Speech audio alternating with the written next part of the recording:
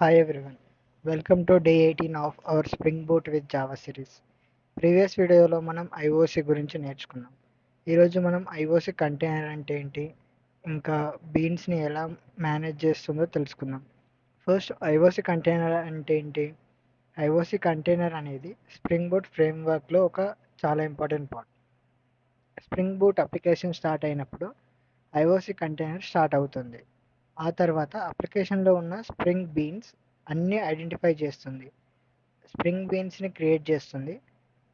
ఇంకా వాటిని మేనేజ్ చేస్తుంది. సింపుల్గా చెప్పాలంటే ఐఓసి కంటైనర్ అనేది స్ప్రింగ్ బీన్స్ని స్టోర్ చేసే place. Let's understand with simple example.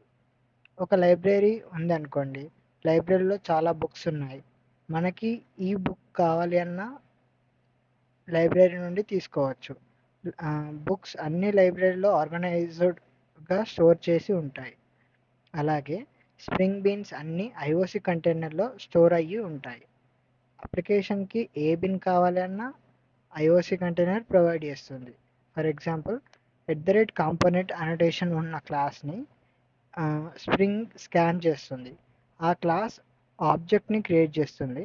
తర్వాత ఆ ఆబ్జెక్ట్ని ఐఓసి కంటైనర్లో స్టోర్ చేస్తుంది.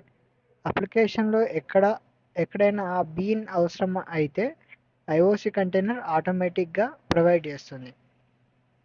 అందుకే మనం న్యూ కీవర్డ్ యూజ్ చేసి ఆబ్జెక్ట్ క్రియేట్ చేయాల్సిన అవసరం చాలా వరకు ఉండదు.